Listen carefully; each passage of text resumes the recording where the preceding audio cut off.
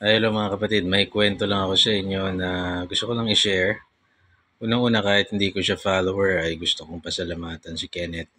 Binigyan ako ng mama niya ng handa nila para sa kanyang birthday ngayong araw na to. So maraming salamat. Napakasarap ng iyong lumpia, lalo na yung puto, tsaka spaghetti and palabok. So sobrang sarap. Maraming salamat sa inyo. Biniro ko si Kenneth. Sabi ko, ilang taon ka na? 18, sabi niya. Tapos sabi ko, pwede ka na magkaanak. Para lola na si Ate Weng. Para may kalaro yung anak ko, sabi ko.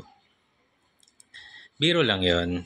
Ah, para sa mga kabataan o sa mga magulang dyan no, na makakapanood.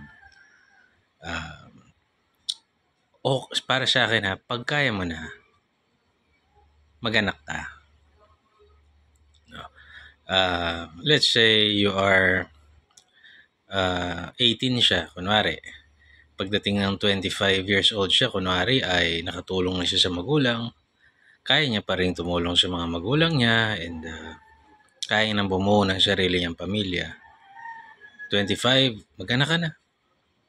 Basta kaya mo na, basta hindi ka naaasa sa magulang mo, mag-anak ka na.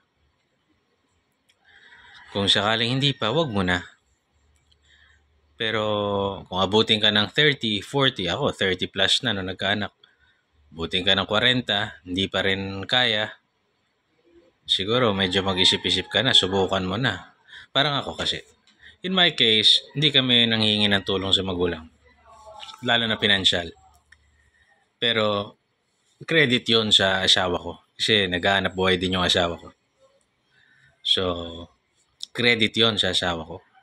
Kung hindi siya naghahanap buhay, magigipit kami. Kung ako lang, ligipit. So, nagkataon, wala pa ako sa financial na estado na gusto ko. Pero, nagkataong matanda na lang ako. Salamat naman sa Panginoon, binigay pa.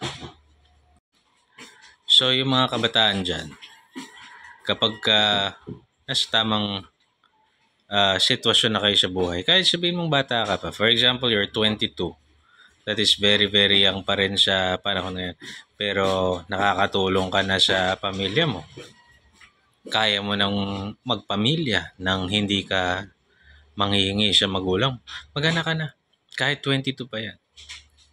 Pero kahit na mga 30 ka na, 40 ka na, kung manghihingi ka pa rin sa magulang, medyo pag 40 na siguro baka pwede na. Kahit manghihingi ka pa rin dahil medyo maghabol ka na kasi saling lahi yan eh. But ang punto ko lang is wag matakot mag-anak.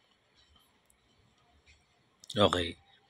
Hindi lang yung mga mayayaman na may karapatan mag-anak. Mag-anak ka basta kumari kaya mo. Kasi yung saling lahi is very important. Yung populasyon natin gustong bawasan ng mga masasamang tao na mayayaman. Para darating yung panahon, yung mga pag-aari natin, kukunin nila, pagsasama-samahin na lang nila. Sila lang din mayayaman ang bibili niya. That's the reason bakit gusto nilang bawasan ang populasyon sa mundo. Para mas malaki ang control. Sa bawat reset, yung mga mayayaman na, kagaya pag nagkagera sa Pilipinas, kunwari, namatay tayong lahat. Natapos ang gera. Itong mga pag-aaring meron tayo, pagbibibilin lang to ng mga korporasyon, ng mga mayayaman.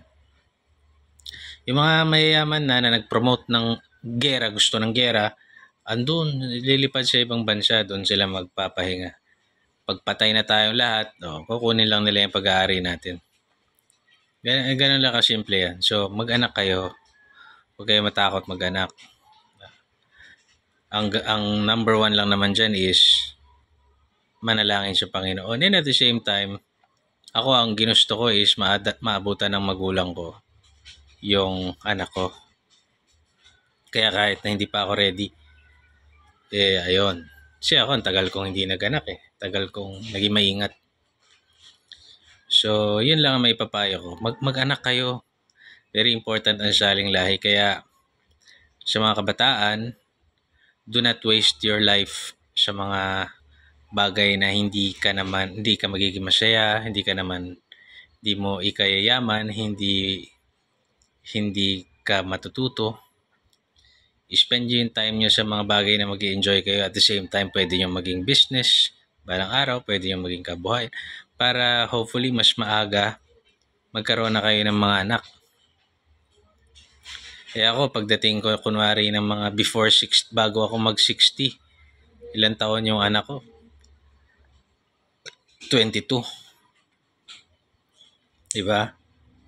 So, medyo late. Medyo late ng konti. So, ganun lang. Yun lang advice ko. God bless.